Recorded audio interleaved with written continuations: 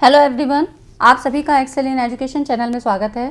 Friends, हम लोग तैयारी कर रहे हैं दिसंबर 2023 के लिए, जो नेट पेपर फर्स्ट का तैयारी यहाँ पर कर रहे हैं। साथ ही सेकंड पेपर एजुकेशन की भी तैयारी यहाँ पर होती है। तो आप लोग अगर चैनल पे नए हैं तो पहली बार हैं, सब्सक्राइब कर लीजिएगा अगर अभी तक नहीं किया है, और टेलीग्राम चैनल को भी ज्वाइन कर लें। आज के इस वीडियो में हम लोग बात करेंगे टीचिंग एप्टीट्यूड का एक important topic, teaching methods, teaching strategies and teaching methods. ठीक है, दोनों का ही डिफरेंस आपको पता होना चाहिए। और टीचिंग मेथड से एक सवाल आता ज़रूर है, आप नई नई मेथड्स के भी यूज़ हो रहे हैं, तो क्या है कि वो आपको टर्म्स ऐसे दे देते हैं कि समझ में नहीं आते हैं। ठीक है, सारी बुक्स में मिलते भी नहीं हैं। तो आज की ये वीडियो बहुत इंपॉर्टेंट है, क्योंकि जो यहाँ पर कंटेंट आपको दिया जाता है वो किसी एक सोर्स के द्वारा नहीं दिया जाता है, काफ़ी जगह से चीज़ कलेक्ट करके देख के, और एग्ज़ाम ओरिएंटेड चीज़ें ही आपको इस चैनल पे प्रोवाइड की जाती हैं। ठीक है, तो यहाँ पर टेलीग्राम चैनल को भी ज्वाइन करें ताकि आपको पीडीएफ वगैरह वहाँ पे आसानी से मिल सके, और इसको यूट्यूब पर भी इस चैनल को सब्सक्राइब कर लीजिए। ठीक है, तो चलिए स्टार्ट करते हैं और बिल्कुल बेसिक से समझते हैं, क्योंकि यहाँ से आपका एक क्वेश्चन बनता ज़रूर है, चाहे आपका मैचिंग के फॉर्म में पूछा जाए या स्टेटमेंट के फॉर्म में। ठीक है, तो पीछे कुछ फिर PYQs भी मैंने लिए हैं। चलिए स्टार्ट करते हैं और देखते हैं, आज की वीडियो आपके लिए हेल्पफुल होगी। देखिए, पहले हम मतलब समझते हैं कि टीचिंग स्ट्रैटेजीज क्या हैं। ठीक है, इसके पहले मैंने काफ़ी वीडियो आपकी टीचिंग एप्टीट्यूड की बेसिक से स्टार्ट करा के आपकी दिसंबर के लिए जो तैयारी हो रही है, बिल्कुल ज़ीरो से स्टार्ट करके बेसिक कॉन्सेप्ट के साथ सारी चीज़ें आपको कवर करवाई हैं। तो आप लोग उन वीडियोज़ को भी देख लीजिए। ठीक है, जो नए एस्पिरेंट्स हैं, अब पहली बार देंगे तो उनके लिए काफ़ी हेल्पफुल होंगी चीज़ें। एकदम बेसिक कॉन्सेप्ट बिल्कुल ईजी वे में समझाने की कोशिश की है, तो आप लोग वहाँ पर देख लीजिएगा। प्लेलिस्ट में आपको सारी चीज़ें मिल जाएंगी शायद। ठीक है, यहाँ पर देखिए जो मीनिंग होती है टीचिंग स्ट्रैटेजीज़ की, क्या मतलब है, क्योंकि जब हम टीचिंग करते हैं, जब आपकी क्लासरूम टीचिंग होती है टीचर और लर्नर के बीच में, तो वहाँ पर कई टर्म्स यूज़ होते हैं, जैसे कि टीचिंग स्ट्रैटेजीज़ क्या है, टीचिंग टैक्टिक्स क्या है, टीचिंग डिवाइसेस क्या है, टीचिंग मेथड्स क्या हैं, ये सारी चीज़ें। ठीक है, आपके सवाल कहाँ से बनते हैं, टीचिंग मेथड से ज़्यादातर पूछे जाते हैं, लेकिन ये टर्म्स आपको पता होने चाहिए। तो टीचिंग स्ट्रैटेजी की बात करें, शिक्षण व्यू या कहीं कहीं नीतियाँ आपको मिलेगा, शिक्षण व्यू रचनाएं। टीचिंग स्ट्रैटेजी से मतलब क्या है, एक शिक्षक द्वारा विशेष रूप से निर्मित और अपनाई गई उन सभी योजनाओं, विशिष्ट कार्य पद्धतियों और साधनों से है जिनके द्वारा अपने विद्यार्थियों का उचित मार्गदर्शन कर उन्हें निर्धारित शिक्षण अधिगम उद्देश्यों की प्राप्ति में अधिक से अधिक सहायता प्रदान कर सके। अब देखिए इसमें क्या क्या चीज़ें 4 लाइनों में कही गई हैं। यहाँ पर सबसे पहले अधिगम उद्देश्यों की प्राप्ति की बात होती है। ठीक है, तो जो स्ट्रेटजी होगी वो किसके लिए बनाई जाएगी, उद्देश्यों का निर्धारण करने के लिए। क्या क्या चीज़ें होंगी, इसके अंतर्गत योजनाएं होंगी, विशिष्ट कार्य पद्धतियाँ होंगी और साधन। ठीक है, ये सारी चीज़ें आपकी स्ट्रेटजी में आती हैं। जैसे कि अभी अगर आपने टीचिंग स्ट्रैटेजी बनाई होगी कि नेट का पेपर मुझे कैसे क्लियर करना है, अब मुझे कौन सी बुक पढ़नी है, कैसे नोट्स बनाने हैं, कौन से यूट्यूब चैनल को फॉलो करना है, और कौन से मुझे अगर प्रैक्टिस सेट लेना है वो कौन सा लेना है, ये सारी चीज़ें आपकी स्ट्रैटेजी के अंतर्गत आती हैं। ठीक है, तो यही मतलब है। तो नीति से अभिप्राय मतलब है एक कौशलपूर्ण व्यवस्था से है, जिन्हें कक्षागत परिस्थिति में शिक्षक अपने उद्देश्यों को प्राप्त करने के लिए और छात्रों के व्यवहार में परिवर्तन लाने के लिए करता है। टीचिंग का सबसे पहला एम ही क्या होता है, क्या गोल क्या निर्धारित किया जाता है, उद्देश्यों की अगर बात करें तो व्यवहार परिवर्तन की ही बात टीचिंग में की जाती है ना। तो ये आपको समझ में आ गया कि those plans, specific working methods and means by which we can properly guide his student and provide them maximum help in achieving the set teaching learning objective. ठीक है, यहाँ ऑब्जेक्टिव्स की बात होती है। तो यहाँ पर ऐसी योजनाओं, विधियों और तरीकों का प्रयोग शिक्षण कार्य अथवा पाठ को पढ़ाने के लिए प्रयुक्त किया जाता है। ठीक है, मतलब यहाँ पे विधियाँ होंगी, तरीके होंगे, ये सारी चीज़ें आपकी टीचिंग स्ट्रैटेजी के अंतर आती है। अधिगम उद्देश्यों की प्राप्ति के लिए किया जाता है, और अगर जो भी हमको अगर कुछ करेक्शन करना है तो किसके आधार पे होगा, स्टूडेंट से मिलने वाले फीडबैक के आधार पर टीचिंग स्ट्रैटेजी में करेक्शन किया जा सकता है। ये सारी चीज़ें आपकी स्ट्रैटेजी से संबंधित हो गई। ठीक है, अब देखिए क्लासिफिकेशन ऑफ टीचिंग स्ट्रैटेजी। क्यों मैंने ये दोनों चीज़ें यहाँ पे आपको ली हैं, डेमोक्रेटिक और जो है ऑटोक्रेटिक की बात, तो क्योंकि यहाँ से भी आपके क्वेश्चन बनते हैं। ठीक है, तो इनका टर्म्स, टीचिंग एप्टीट्यूड बहुत ही आसान यूनिट है, कोई दिक्कत नहीं है। बस इसमें जो कभी कभी टर्म्स आते हैं वो थोड़ा आपको क्लियर रहेंगे, क्योंकि कुछ वर्ड्स ऐसे होते हैं जिनका हमें सही से अर्थ नहीं पता होता है तो वहाँ पे हम चीज़ों को रिलेट नहीं कर पाते हैं। जब आपको सेट बनाना होता है, कॉन्फ़िगर करना होता है, तो वहाँ पर प्रॉब्लम क्रिएट करती है, हम गलत टिक कर देते हैं ना। इसलिए डेमोक्रेटिक और ऑटोक्रेटिक क्या मतलब होता है, जनतांत्रिक और प्रभुत्ववादी शिक्षण नीतियाँ। आप देखिए डेमोक्रेटिक जो जनतांत्रिक है, यहाँ पर बाल मनोविज्ञान का प्रयोग करके शिक्षण को चाइल्ड सेंटर बनाया जाता है। चाइल्ड सेंटर मतलब कि जो बच्चे को ध्यान में रख के, ठीक है, चाइल्ड पेडागॉजी बनाई जाती है। यहाँ पर बच्चे को ही ध्यान में रखकर शिक्षण नीतियों का, शिक्षण विधियों का, इसका निर्धारण किया जाता है। तो प्रमुख स्थान किसका है, बालकों का है। यहाँ पर छात्रों को क्या क्या फ्रीडम होगी, स्वतंत्र रूप से चिंतन करने की और उसकी कल्पना, तर्क, ठीक है, रीजनिंग मतलब डिसीजन, ठीक है, वो तर्क भी कर सकता है, क्वेश्चन पूछ सकता है और कॉन्सेप्ट फॉर्मेशन कर सकता है, ठीक है, और उसकी यहाँ पे क्रिएटिविटी का भी डेवलपमेंट किया जाता है। ये सारी चीज़ें क्या है, डेमोक्रेटिक में होंगी जनतांत्रिक शिक्षण विधियाँ। यहाँ पर टीचर ज़्यादा हस्तक्षेप नहीं करेगा, ठीक है, जो भी चीज़ें होंगी वो चाइल्ड सेंटर रख के बच्चे को ध्यान में रख के की जाएंगी। जो भी लर्नर है उसके अकॉर्डिंग चीज़ें होती हैं। जैसे अब इसमें कौन कौन से मेथड्स आते हैं, तो जैसे आपका डिस्कशन मेथड है और ह्यूरिस्टिक मेथड है, प्रोजेक्ट मेथड है, होमवर्क मतलब गृह कार्य जिसको बोलते हैं, अभिनय, रोल प्लेइंग, ये सारी चीज़ें आपकी, अभी ये सारी चीज़ें आपको पढ़नी है टीचिंग मेथड्स के अंतर्गत, ठीक है। तो इस तरह से यह आपकी जनतांत्रिक जो है स्ट्रैटेजी होती है। और ऑटोक्रेटिक क्या होती है, ऑटोक्रेटिक में अपोजिट होगा, ये टीचर सेंटर्ड होती है, प्रभुत्ववादी। यहाँ पर ऑल इन ऑल क्या होगा, टीचर ही होगा, है ना। तो टीचर अपने अकॉर्डिंग ही सारी चीज़ें करता है, वो आएगा और अपना पढ़ा के जाएगा, उसको ये मतलब नहीं है अधिगम उद्देश्यों की प्राप्ति हुई या नहीं हुई, ठीक है।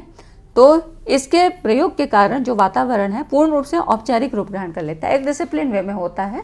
यहाँ पर ये नहीं कि बच्चे अपने मनमात्मिक जो है मनमाफिक यहाँ पर पूछ सकते हैं। जब वो अपना लेक्चर ख़त्म कर लेगा तो फिर कहता है कि हाँ अब मुझसे आप अपनी क्वेरीज पूछ सकते हो, ठीक है। तो इस तरह से लेक्चर मेथड है, डेमोन्स्ट्रेशन है, प्रोग्राम इंस्ट्रक्शन, ये सारी चीज़ें आपकी इसमें आती हैं प्रभुत्ववादी ऑटोक्रेटिक स्ट्रैटेजी में, ठीक है। ये सारी चीज़ें आपकी, यही फ़र्क होता है जो आपसे क्वेश्चन के जरिए पूछा जाता है। अब अगर इसका मीनिंग नहीं पता होगा तो फिर वहाँ तो गलत होने की संभावना 100% है, ठीक है। अब इसी के अंतर्गत और जो है टीचिंग मेथड्स होते हैं। मेथड्स क्या होते हैं, जैसे कि अब हमें डिफरेंस पढ़ना है टीचिंग स्ट्रैटेजीज और टीचिंग मेथड्स के बीच में, ठीक है। ये डिफरेंस आपको क्योंकि पता होना चाहिए। क्वेश्चन अब क्या है, घुमा फिरा के देता है, तो अब काफ़ी डीप में क्वेश्चन पूछे जा रहे हैं। सीधे सीधे अगर मैं कहूँ कि आप लेक्चर मेथड पढ़ लीजिए, ये टीचर जो है सेंटर्ड है और आप ऐसा मेथड पढ़ लीजिए, तो उस तरह से नहीं चलेगा। आपको सारे मेथड्स भी कम से कम 25 से 30 मेथड्स हैं जो आपको चीज़ें पता होनी चाहिए। तो मेथड क्या है, एक शिक्षक द्वारा अपने शिक्षण हेतु प्रयोग में लाए जाने वाली मेथड होती है, जिसका पर्पज़ ये होता है कि उसके द्वारा कंटेंट को अच्छे से अच्छे ढंग से लर्नर के सामने रखा जा सके, है ना। क्योंकि हर सब्जेक्ट की अपनी स्ट्रेटजी होती है, उसका मेथड्स अलग हो सकता है। साइंटिफिक सब्जेक्ट है, साइंस है, फिजिक्स है, केमिस्ट्री है, तो उसको पढ़ाने का तरीका अलग होगा, हिंदी को पढ़ाने का तरीका अलग होगा, ठीक। यही मेथड्स होता है और ऐसे ही ये टीचिंग मेथड्स मतलब अलग अलग तरीके के हो सकते हैं अकॉर्डिंग टू सब्जेक्ट, ठीक। अब इसके हम डिफरेंस देख लेते हैं। यहाँ पर डिफरेंस क्या क्या चीज़ें होती हैं, तो यहाँ पर देखिए टीचिंग स्ट्रेटजी, शिक्षण नीतियों का चयन उद्देश्यों के आधार पर किया जाता है, ठीक है। शिक्षण विधियों के चयन में पाठ्य वस्तु की प्रकृति पर ध्यान दिया जाता है ना। ये डिफरेंस है teaching strategy and teaching method में। दूसरा अंतर क्या है, शिक्षण नीतियों के मूल्यांकन का मापदंड क्या होता है, जो क्राइटेरिया है, the criteria for evaluation of teaching policies attainment of objective, मतलब उद्देश्यों की प्राप्ति करना होता है। शिक्षण नीतियों का जो पहले ही मैंने आपको पहली स्लाइड में बताया था कि शिक्षण नीतियां हम निर्धारित करते हैं किसको ध्यान में रखकर, उद्देश्यों को, कि हमें लर्निंग आउटकम इतना चाहिए। शिक्षण विधियों के मूल्यांकन का मापदंड पाठ्य वस्तु पर अधिकार प्राप्त होता है, कमांड टू कंटेंट, है ना। तो यहाँ पर क्या है कि जो भी कंटेंट है उसके अकॉर्डिंग यहाँ पर जो टीचिंग यहाँ पर इवेल्युएशन होता है, criteria for evaluation of teaching method is to gain mastery over the subject matter, ठीक।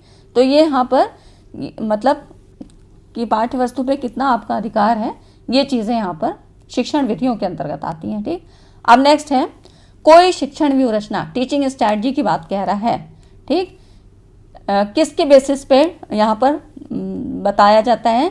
टीचर मतलब कि टीचिंग स्ट्रेटजी कितनी प्रभावशाली, कितनी इफेक्टिव है, इसका डिटर्मिनेशन इस बात के आधार पर, मतलब इसका जजमेंट कि इस बात पर किया जाता है कि निर्धारित उद्देश्यों की प्राप्ति किस रूप में की जा सकी है, और इसका पता लगाने के लिए कौन सा टेस्ट होता है, क्राइटेरियन रेफरेंस टेस्ट का प्रयोग किया जाता है।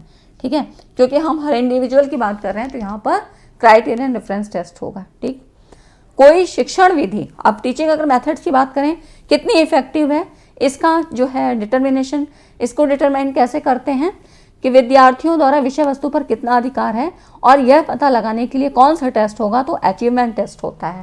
ठीक, अचीवमेंट टेस्ट के द्वारा यह पता लगेगा कि उसने कितनी जो है अचीव किया है, जो अभी तक हमने उसको जो मतलब ज्ञान, जो हमारा नॉलेज हम देना चाह रहे थे, जो चीज़ें हमने उद्देश्यों में निर्धारित की थी, उसको अचीव किस स्तर तक किया है ना, ये सारी चीज़ें होती हैं। तो आई होप इतना चीज़ें आपको समझ में आया होगा।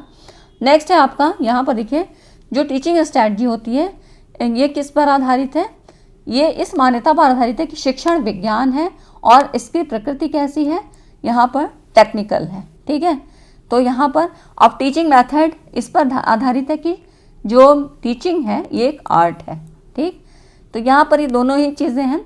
तो टीचिंग स्ट्रैटेजी टेक्निकल होगी, मतलब यहाँ पर सारी चीज़ें होंगी, टीचिंग डिवाइसेस होंगी, टैक्टिक्स होंगी। ठीक है, स्ट्रैटेजी मतलब ये आप कह सकते हैं, अगर मैं इसको सिंपल वर्डों में कहूँ तो शिक्षण व्यूह रचना का उपयोग क्षेत्र जो है, जो कि फील्ड है उसका, और उसकी जो कंस्ट्रक्शन है शिक्षण की विधि की तुलना में अधिक विस्तृत होती है, मतलब ज़्यादा वाइडर रेंज है इसकी, है ना, मैथड्स उसके अंतर्गत है।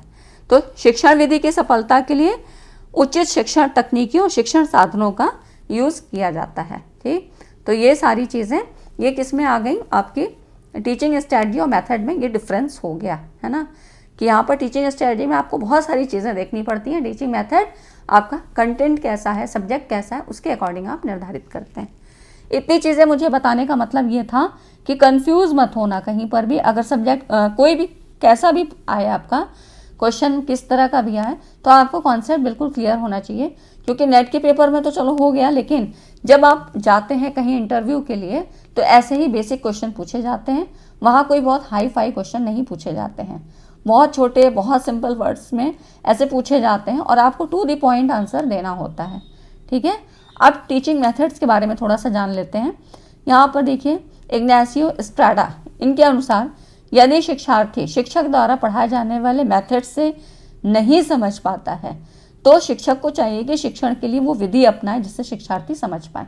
ठीक है, हर सब्जेक्ट के हिसाब से, हर मतलब लर्नर के हिसाब से भी विधि को निर्धारित किया जाता है। जैसे कि छोटे बच्चों को हम लेक्चर मेथड नहीं दे सकते हैं, जैसे यहाँ पर मैं आपको लेक्चर मेथड दे रही हूँ, लेकिन अगर बहुत छोटे बच्चे होंगे तो क्या होगा, उनको चीज़ें दिखा के, करके, है ना, लर्न करा के ऐसे सिखाई जाती हैं। तो ये हमारा डिपेंड करता है कि लर्नर किस तरह का है ना, उसका नेचर किस टाइप का है। तो इसी के आधार पे शिक्षण उद्देश्यों और शिक्षण नीति के बाद अगला चरण आता है उचित शिक्षण विधियों का चयन करना। टीचिंग में ये सारे प्रोसेस होते हैं, सबसे पहले शिक्षण उद्देश्य, फिर शिक्षण नीतियाँ होती हैं, उसके बाद आपका उचित शिक्षण विधियों का चयन किया जाता है। कौन कौन से मेथड्स होते हैं, तो यहाँ पर देखिए लार्ज ग्रुप का है, लार्ज ग्रुप टीचिंग मेथड, फिर है आपका स्मॉल ग्रुप और इंडिविजुअलाइज। ठीक है, तो इसी को यहाँ पर कह सकते हैं, ये है आपका लार्ज ग्रुप है क्या, टीचर सेंटर्ड। ठीक है, तो यहाँ पर ये टीचर सेंटर्ड है, और उसके बाद स्मॉल ग्रुप क्या है, मिक्स्ड है, यहाँ पर दोनों की एक्टिविटी, दोनों का पार्टिसिपेशन होगा, और इंडिविजुअलाइज किस है, लर्नर सेंटर्ड, है ना, तो यहाँ पर ये आपका लर्नर सेंटर्ड होता है। तो इस तरह से इनके अकॉर्डिंग टीचिंग मेथड्स को यहाँ पर डिवाइड किया गया है। कौन कौन से मेथड्स हैं इनको देख लेते हैं, और बाकी इनको आपका पूरा मीनिंग इनका समझना ज़रूरी है, क्योंकि फिर आपको अगर एग्जाम्पल के तौर पे पूछा जाता है तो आप वहाँ पर रिलेट नहीं कर पाते हैं। यहाँ पर देखिए जो टीचर सेंटर्ड मेथड है ये लार्ज ग्रुप के लिए होते हैं, तो उसमें कौन कौन से आते हैं, लेक्चर मेथड है, लेक्चर एंड डेमोन्स्ट्रेशन, व्याख्या, प्रयोग, प्रदर्शन, टीम टीचिंग हो सकती है, और टीवी और वीडियो प्रेजेंटेशन, या review strategy and question and answer method, यह आपकी किस में आती हैं, टीचर सेंटर्ड मेथड्स में आती हैं। ठीक है, तो यहाँ पर अब देखिए इनको हम बाद में अगली वीडियो में वन बाय वन सारी पढ़ेंगे, क्योंकि किस में क्या उसकी कैरेक्टरिस्टिक है, क्या उसके फीचर हैं, ये सारी चीज़ें आपको जानना ज़रूरी होता है ना। और अब अगली देखते हैं, यहाँ पर देखिए लर्नर सेंटर्ड इंडिविजुअलाइज मेथड कौन कौन से होते हैं, जिसमें क्या आपके असाइनमेंट, और सीधा सीधा ऐसे ही पूछा जाता है ये लर्नर सेंटर्ड अप्रोच है या टीचर सेंटर्ड। अभी मैं आपको कुछ क्वेश्चन भी दिखाऊंगी जिसमें आपको पता लगेगा कि कैसे क्वेश्चन बनते हैं, तभी आप पूरी चीज़ों को समझने की कोशिश करेंगे। अभी लगेगा कि आप कितना तो ईजी है, पढ़ लेंगे, लेकिन नहीं, थोड़ा सा बेस तैयार होना ज़रूरी होता है, नहीं तो एकदम से मैं चीज़ों को ऐसे ला दूंगी तो आपको समझ में नहीं आएगा। अगर कभी वैसा टर्म्स आएगा तो आप रिलेट नहीं कर पाते हैं, है ना। इसलिए प्रोग्राम्ड इंस्ट्रक्शन ये आपका लर्नर सेंटर्ड में आता है। उसके बाद काफ़ी पूछे जाते हैं ये सारे जितने हैं ना टर्म्स, जैसे कि इंटरैक्टिव, कंप्यूटर असिस्टेड लर्निंग। अब क्या अंतर होता है, प्रोग्राम इंस्ट्रक्शन क्या है, कंप्यूटर असिस्टेड क्या है, तो ये सारी चीज़ें आपको ये डिफरेंस पता होना चाहिए, है ना। Interactive video, open learning, simulation से क्वेश्चन आपका 2023 में पूछा गया है। ह्यूरिस्टिक मेथड काफ़ी पूछी जाती है, डिस्कवरी मेथड। अब देखिए है तो दोनों ही ह्यूरिस्टिक और डिस्कवरी मतलब खोज से संबंधित है, साइंटिफिक मेथड्स हैं, फ़र्क क्या होता है ये चीज़ें आपको जानने की हैं, ठीक है। तो आज की वीडियो फिर ऐसे बहुत ज़्यादा लंबी हो जाएगी, क्योंकि 25 से 30 विधियाँ हैं, इनको समझना फिर ऐसे मुश्किल होगा आप, है ना। तो इस तरह से हम लोग अगली वीडियो में इसको कवर कर लेंगे, और आपको ये समझना ज़रूरी है क्योंकि एक क्वेश्चन ज़रूर आता है। अब उसके बाद देखिए ये है आपकी मिक्स्ड मेथड्स, ठीक है, स्मॉल ग्रुप मेथड्स हैं। यहाँ पर ग्रुप डिस्कशन हो सकता है, सेमिनार हो सकता है, सेमिनार है ना, पैनल डिस्कशन, ब्रेन स्टॉर्मिंग से काफ़ी क्वेश्चन पूछे जाते हैं। कल भी मैंने ये, आप ब्रेन स्टॉर्मिंग कहाँ कहाँ पढ़ेंगे, जैसे कि कल मैंने समावेशी शिक्षा आपको जब बताया था तब भी बताया था, है ना, किसके लिए होती है, क्रिएटिव जो है लर्नर्स के लिए होती है।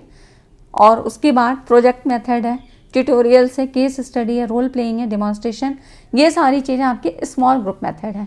अब इसको पता होना चाहिए कि इसके अंतर्गत क्या होता है, क्योंकि नाम तो ठीक है हमने देख लिया, लेकिन इसकी जो है क्या इसकी क्वालिटी होती है ये भी पता होना चाहिए, ठीक है। तो इतनी चीज़ें अगर आपको समझ में आ गई हैं तो वीडियो को लाइक ज़रूर करिए, है ना, लाइक करें और शेयर भी किया करें अपने ग्रुप में। आप देखिए यहाँ पर आप कुछ क्वेश्चन देख लीजिए, तब आपको थोड़ा सा क्वेश्चन का अंदाजा हो जाएगा। यहाँ पे कह रहे हैं which of the following are the main characteristic of learner centred approach, कौन सी जो है अधिगमकर्ता उन्मुखी उपागम की मुख्य विशेषताएं हैं। तो यहाँ पर ये क्या है, it is based on rigid curriculum, it is centred on cooperative determination of subject matter. तो यहाँ पर देखिए ये विषयगत मामले के सहकारी निर्धारण पर केंद्रित है, मुख्यतः शिक्षक की आवश्यकताओं पर तो बिल्कुल भी नहीं होगा, क्योंकि लर्नर सेंटर्ड की बात हो रही है, इसको आप एलिमिनेट करिए, ठीक है। एलिमिनेशन टेक्निक मैंने आपको कई बार बताई है। और उसके बाद ये आपका कह रहा है कि it Lay's emphasis on variability of exposure, ठीक। तो अब देखिए कौन कौन से आपके यहाँ पे हो सकते हैं। ये विषयगत मामले के सहकारी निर्धारण, कोऑपरेटिव डिटर्मिनेशन पर यहाँ पर केंद्रित होता है, हाँ बिल्कुल होता है। तो बी और डी जो है आपके ये सही हैं, ठीक है। रिजिड करिकुलम यहाँ पर कोई मतलब नहीं होता है, बी और आपका ये डी ऑप्शन यहाँ पर सही है। इसका आंसर आप देख सकते हैं। यहाँ पर जो लर्नर सेंटर्ड अप्रोच है ये विषयगत मामलों के सहकारी नियंत्रण पर केंद्रित होती है। ये गतिविधि का ध्यान शिक्षक से शिक्षार्थियों पर स्थानांतरित करती है। इसके अलावा इसमें क्या है, सक्रिय शिक्षण, विद्यार्थियों द्वारा समस्याओं का समाधान, व्याख्या, चर्चा, ये सारी चीज़ें इसमें शामिल होती हैं, ठीक है। अब देखिए नेक्स्ट है आपका निम्नलिखित में से कौन सा कथन शिक्षण की विस्तार मंथन, मतलब आपको इंग्लिश में टर्म्स जरूर याद रखने हैं, नहीं तो ये तो बहुत कंफ्यूजिंग है। और एनटीए इंग्लिश वाले ही टर्म्स को मानता भी है। अब की बार काफ़ी विवाद हुआ है इसके चक्कर में, है ना। जून 2023 की जो परीक्षा थी उसमें इसी ट्रांसलेशन को लेकर काफ़ी दिक्कतें थी। तो यहाँ पर देखिए ब्रेन स्टॉर्मिंग की बात कर रहा है। तो ब्रेन स्टॉर्मिंग में क्या होता है ये मैंने आपको कल बताया था समावेशी शिक्षा में। इसमें लर्नर के सामने क्या होता है, प्रॉब्लम दी जाती है और फिर बच्चों से कहा जाता है कि आप इसका सॉल्यूशन ढूंढो। तो वो अपने डिफरेंट आइडियाज़ देते हैं और फिर वो टीचर जो होता है उनको ब्लैक बोर्ड पर लिखता जाता है। उसके बाद टीचर और लर्नर जो होते हैं मिल के फिर प्रॉब्लम का समाधान निकालते हैं, ठीक है। तो यहाँ पर क्या होता है, ये एक यहाँ पर डाइवर्जेंट थिंकिंग का काम करता है। तो क्रिएटिव चिल्ड्रन जितने होते हैं वो क्या होती हैं, अपनी सोच को अलग अलग डायरेक्शन में सोचते हैं और उन पर काफ़ी मंथन करते हैं। तो इस तरह से काफ़ी सारे आइडियाज़ आ जाते हैं। तो यहाँ पर ये कह रहा है कि विचारों की वृहत मात्रा का उत्पादन, है ना, यही होता है। Production of large number of ideas यहाँ पर आ जाते हैं। ठीक है, तो ये होती है ब्रेनस्टॉर्मिंग, और इसको मैं बहुत अच्छे से आपको बताऊंगी क्योंकि इससे और भी तरह के सवाल बनते हैं, है ना। ये तो इसकी एक मेन फीचर था, लेकिन इससे काफ़ी तरह के सवाल बनते हैं, तो हम लोग उस सारे सवालों को भी करेंगे और साथ में इसके जो है पूरे फीचर्स को भी समझेंगे। नेक्स्ट है आपका, यहाँ पर देखिए 2 कथन दिए हैं, स्टेटमेंट के फॉर्म में भी क्वेश्चन है। तो यहाँ पर देखिए पहला कथन कहता है कि learner centred approach centred on teacher needs. तो लर्नर सेंटर्ड अप्रोच टीचर की नीड्स पर क्यों होगा, है ना, क्यों ऐसा सेंटर्ड होगा, मतलब लर्नर सेंटर क्यों टीचर की नीड्स पर ही केंद्रित होगा, ये तो गलत है। ठीक है, ये बिल्कुल भी गलत है। और उसके बाद आज मैंने इसलिए ज़्यादा टफ क्वेश्चन नहीं लिए क्योंकि अभी तो मैंने आपको पढ़ाया नहीं है, इसलिए बेसिक क्वेश्चन लिए हैं। और उसके बाद जब आपको मैं सारी थ्योरीज बता दूंगी जो भी लर्निंग मेथड्स की हैं, टीचिंग मेथड्स की, तो वो फिर आपको क्वेश्चन उसी तरह से करवाए जाएंगे। ठीक है, तो यहाँ पर देखिए learner centred approach is centred on cooperative determination of subject matter. तो बिल्कुल सही बात है। अब देखिए यही स्टेटमेंट आपका पिछले क्वेश्चन में भी था, है ना, ये सारे 2023 के क्वेश्चन हैं। तो यहाँ पर पहला गलत है और दूसरा सही है। अब इसमें से आप ऑप्शन देख सकते हैं कि पहला यहाँ पर first is incorrect and second is correct. ठीक, तो इस तरह से ये इसका यहाँ पर आप इसका देख सकते हैं। ठीक है, तो आज की वीडियो में इतना ही। फ्रेंड्स, वीडियो कैसी लगी, अगर आपको लगता है समझ में आया और आपके लिए हेल्पफुल है तो वीडियो को लाइक शेयर ज़रूर करिएगा। और इसके बाद हम लोग अगले वीडियो में सारा ही मेथड्स को पढ़ेंगे और साथ ही PYQs भी यहाँ पर कवर किए जाएंगे। तो ठीक है फ्रेंड्स, मिलते हैं अगली वीडियो में। तब तक वीडियो सेशन अच्छा लगा है तो लाइक एंड शेयर ज़रूर कर दीजिएगा, चैनल को सब्सक्राइब कर लीजिए, बेल आइकन को प्रेस कर लीजिए। ठीक है, ताकि आने वाली वीडियो की नोटिफिकेशन मिले। टेलीग्राम चैनल को भी ज्वाइन करें। चले मिलते हैं अगले वीडियो में। Thanks for watching this video.